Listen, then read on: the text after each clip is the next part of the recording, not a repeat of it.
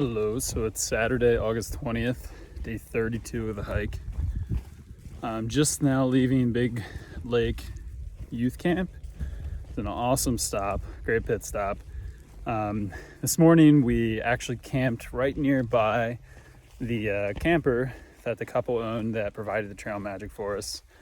The husband was so nice, he got up and actually even made us breakfast burritos. So we started with a breakfast, and then we walked short distance, about a mile, to the youth camp and ate a all-you-can-eat breakfast there of sticky buns, tater tots, eggs, fruit, and oatmeal. So we were well fed. They had a hiker's center with laundry, showers, and everything was donation based. So it's really awesome service for the hikers. But so we're all freshened up. It took us a little while between breakfast and all those things. We also had a resupply box sent there. So we're heading out around 11:30. We're gonna try to get 20 miles in a day. We've been warned. There's a very dry stretch ahead, about 16 miles actually without water. And apparently there's some sections with really coarse, large, like black lava rock. That's really rough on your feet. So we'll see. Maybe a little ambitious for the day with that kind of terrain. And here we are, walking through literal lava fields. It's a little rough on the feet. I'm sure I'll be singing a different tune after miles of this. But it's very interesting. I mean, just completely surrounded, hundreds of acres of this. So I don't know the geological history here, but again, it's one of those moments where I wish I did. Maybe I'll have to look it up tonight if I start. Walking over this lava rock kind of reminds me of walking over the granite mountaintops, the White Mountains of New Hampshire, in that it's not friendly on your feet. However, I think I'd rather walk over this than that rock. This, at least they're kind of like coarse, granular balls that give a little bit rather than unforgiving, unyielding, sharp edges. And we're crossing our second large lava field here, as we have the sisters in the foreground here. There's a north and a south with sister. Twin peaks out there, as you can tell. This lava field is even larger than the last. Kind of wishing that I had a certain former middle school earth science teacher to tell me a little bit more about this geology. All I really know is that this is igneous rock. Wow, I'm pretty sure we just walked through at least 6 miles of lava rock. How do you celebrate completion of the lava rock segment? 3 p.m. Pop-Tart. Well, that's sad. I wonder why. Hope it's not because day hikers don't like us. Right. They work, like some of them get paid more, but they work.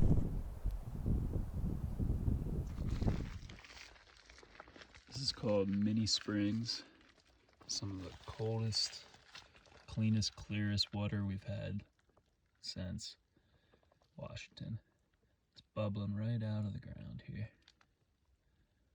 It's very tasty. Loving the campsite for tonight. Whenever you have a sunset view to eat dinner by, you gotta just appreciate it.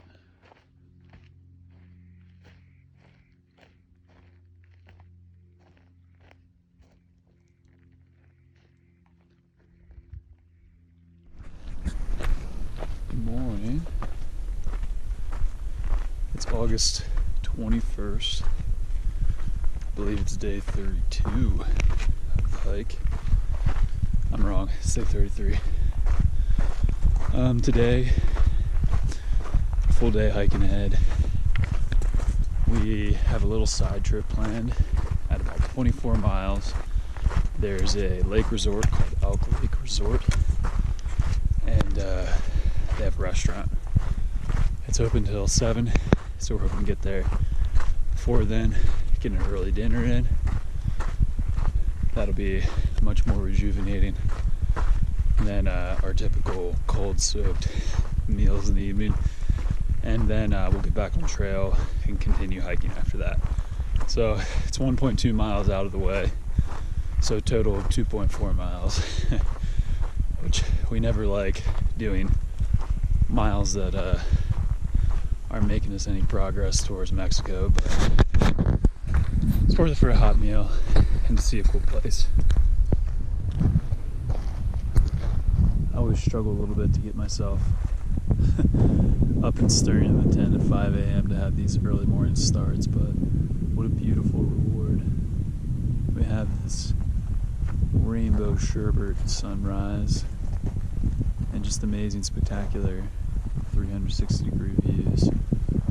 Maybe not quite out the back here, but really awesome looking up to the Sisters Peaks and out and beyond on the horizon. I love these almost alien landscapes that the PCT's brought us to over these past couple days.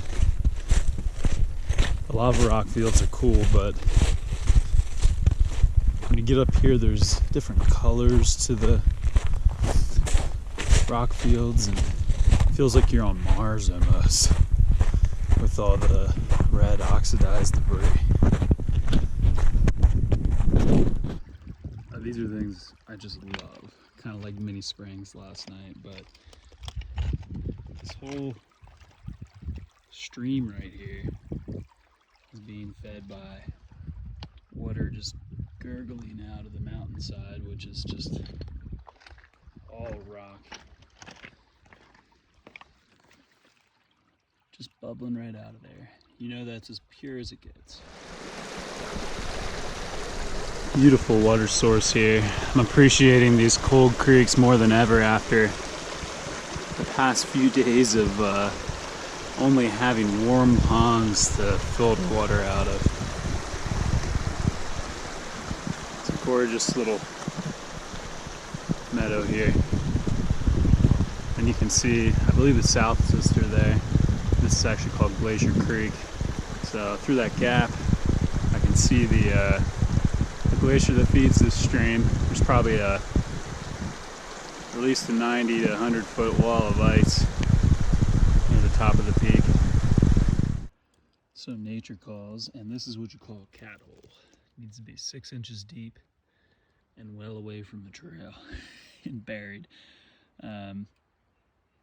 for obvious reasons. Not another soul in sight, and I bet I can see about a mile of the trail up ahead, the whole way to where it disappears up over that ridge.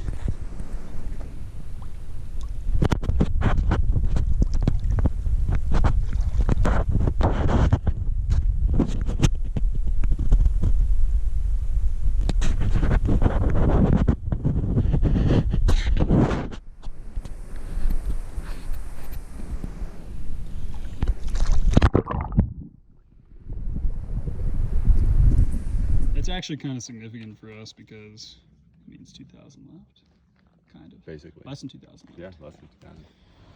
How far are you biking? Heading back to the trail here shortly after a nice pit stop at Elk Lake Resort.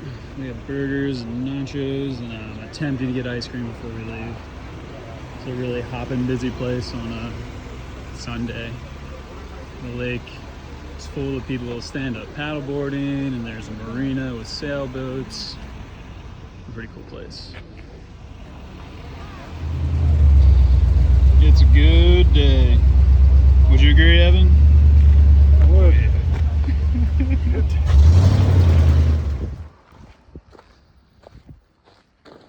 It's too bad we just can't stay at these places forever. Back to reality. Good morning, it's August 22nd, day 34 of the hike. Yesterday was a good day. We got about 30 miles in. We even made a pit stop about 1 mile off trail at Elk Lake Resort. Got a great meal, ice cream there. Got back on trail and got to camp with a really nice couple that are also southbounding from San Diego named Frank and Kelly. So today I am going to attempt to do about 40 miles to Shelter Cove Resort. That's where my new shoes are waiting. These shoes have seen their better days. And from there, we're gonna encounter our second fire closure. The first fire closure, we had the luckiest of timing, and we were able to actually hike through it.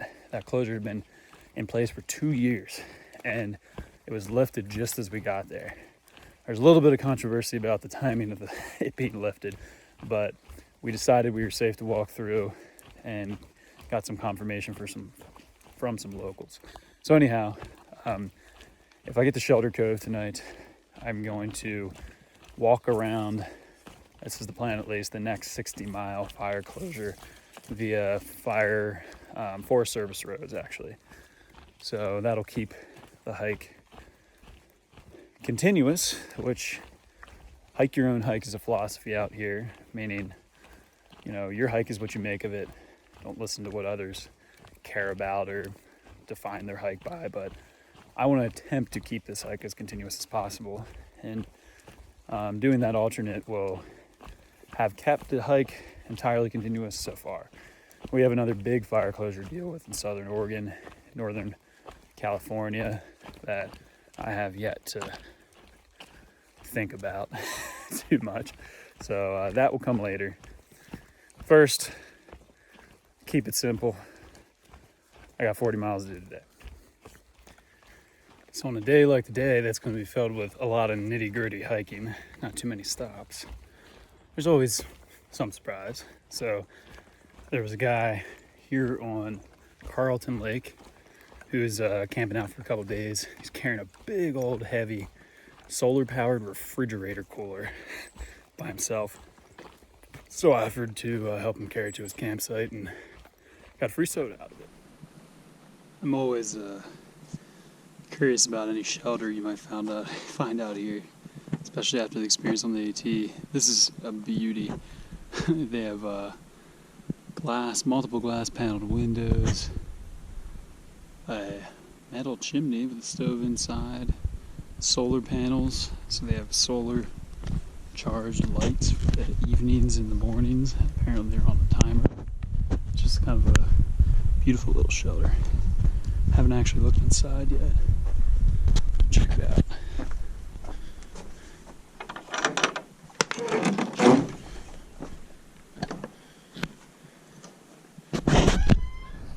So this is maintained by a local cross-country ski club. Stove, table and chairs. You can see the solar lights set up. Really cool spot. There's a loft up above. Look at that neatly stacked wood pile, Dad.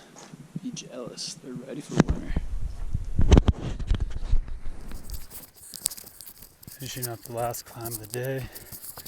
Then it's on to Shelter Cove. New shoes in the morning.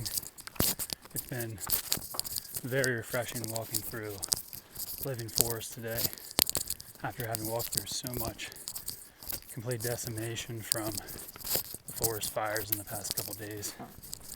So this is the best view we've had today. Right below us there's 3 consecutive small round ponds.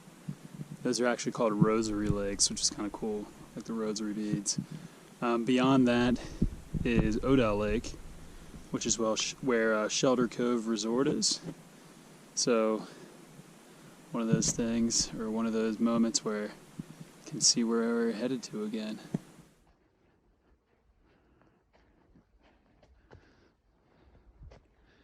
It's the first of the rosary ponds, the upper one. Could this be an ore dot shed? Maybe like PennDOT? Don't know. Crossing the highway, getting close to the turn off of Shelter Cove. It's getting pretty late, probably get there like 8:30. Hello. It's day 35 of the hike, August 23rd. So yesterday I walked, it's my longest day of hiking yet. I walked 42 miles. So I did that so I could get to Shelter Cove Resort, which is where I camped last night. They have a little designated camping area for PCT hikers. I got here just as it was getting dark, so I had I would have had some serious difficulty finding that, but some other hikers who were down near the camp store told me about it. So that was a long day. My feet are pretty sore, but I'm trying to set myself up to begin this road walk towards Chemalt and ultimately Crater Lake. So it'll feel good to have new shoes today. The start of the road walk involves walking along some railroad tracks, and then it's forest roads after that. So it's about 66 miles of road walking to make up for the 60 miles of trail closure. It's a cool campground. Pretty sleepy still,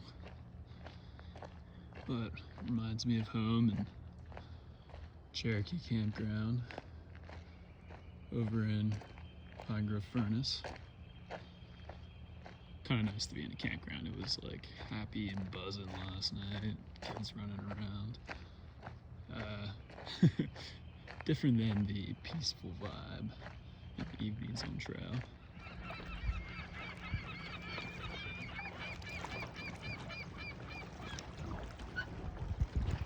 Beautiful morning here on the lake. We've got a pretty sophisticated fish cleaning station here too. Pretty cool place. And they have a little tent and station set up for the PCT hikers with a very adequate charging station and a microwave. It's like Christmas on trail. Got my new shoes, quote, that I got from REI garage sale, but they're in so much better shape than mine. Got a nice breakfast that I'm gonna snack on here. Use the microwave that they provide for the hikers here at the campgrounds. And be on my way. I do wanna give some props to these original shoes that I started with. Called Ultras, and these things have honestly been pretty amazing. I mean, I put hours of pickleball play on these before this hike, and then almost 800 miles, and they haven't completely fallen apart, but they are beat. There's the train. Well, it's sad to be missing some of the trail. We have no control over that. So, walking forest roads instead, but this is a tremendously beautiful view of one of Oregon's more popular lakes. This is called Crescent Lake, and this is called Simax Beach right here. It's a beautiful spot. The water looks so clean, clear, and blue.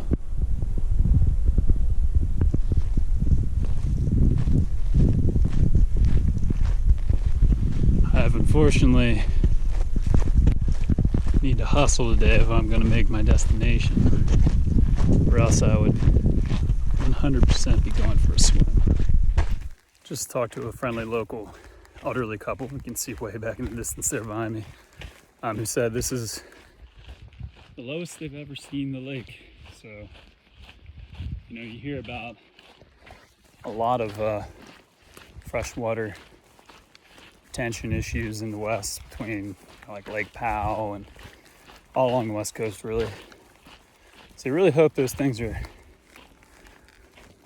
going to be able to be figured out, or conservation methods put in place to manage them. Well, seeing this from the road nearly gave me a heart attack in a good way. I was so excited, but it's not plugged in and not functional. That is a bummer. a soda, while nothing I hardly ever crave off trail is something that I crave so badly on trail. Just another little off-trail road walking surprise. I didn't expect to find a whole lot of water today. In fact, there's only a few creeks and most of them are at least 10 miles apart. But here there's a spigot with running water right outside a Boy Scout camp that we're passing by on Forest Road. Hallelujah.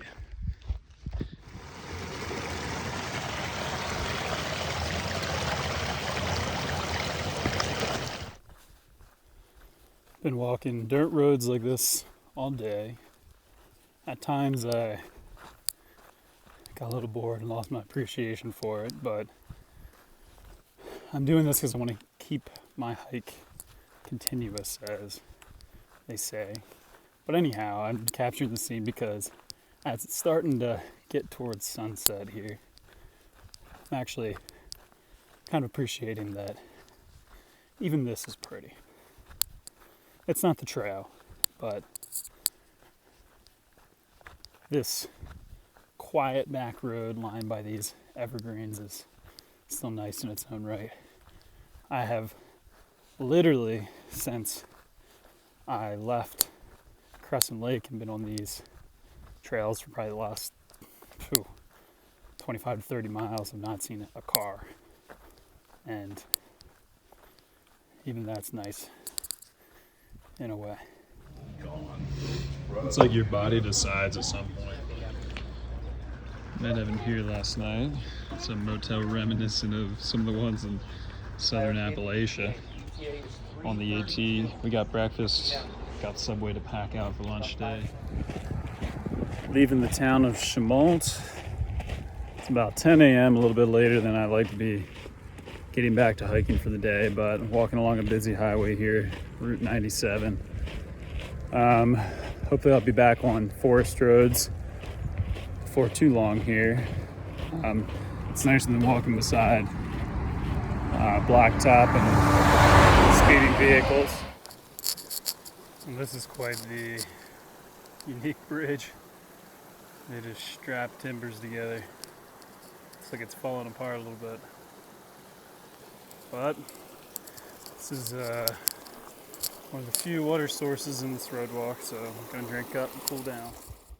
So this has got to be the wildest water cache I've ever seen. I just finished the road walk, met back up with the actual PCT, and there's a trail angel named Devilfish who maintains this water cache, and oh my gosh, I don't even know how many 5-gallon drums there are here, but this is incredible. It's a really dry stretch north and south of both to both directions from this point, so this is very helpful to the hikers. The only place I will have revisited on trail. This is the first I've really had a night hike to get to camp, but the sun is pretty well set.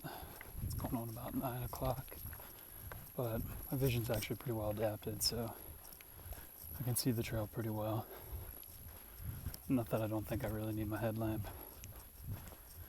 But yeah, hopefully concluding up the day within half an hour with about 34, 35 miles. Crater Lake and the Rim Trail tomorrow morning and a breakfast buffet.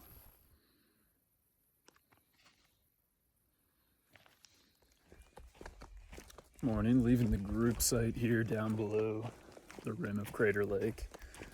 We have 2 miles to hike up to the top. It's about 6 a.m. So we should get some great morning views and hopefully beat the crowds. We actually get to walk along the rim of Crater Lake for about 5 miles.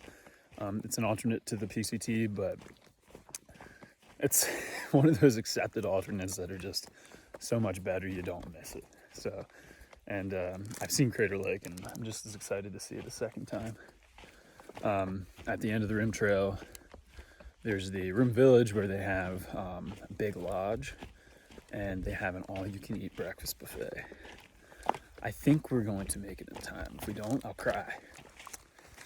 We only hiked 35 days to get back to where this trip began, for me at least. So, let's see, I'm sure Katie will recognize this view.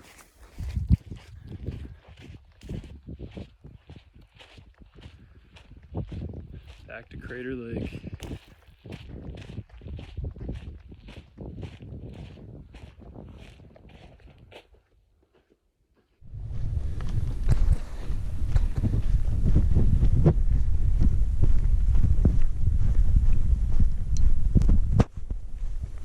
It's called Wizard Island, so they call it a cinder cone. So Crater Lake formed as a result of a volcanic explosion a long time ago, and it still has occasional activity. So that cinder cone is like the remnants of what little bit of volcanic activity is still left occasionally. It'll blow cinders at the top, out the top. You can actually take a boat out to that island. Definitely a future bucket list item.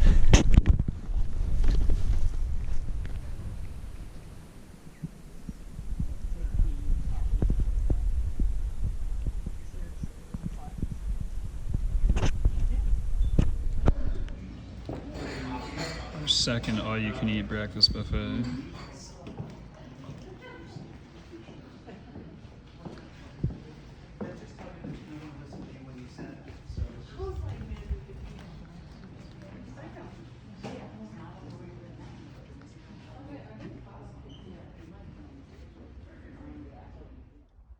Leaving our third national park on trail.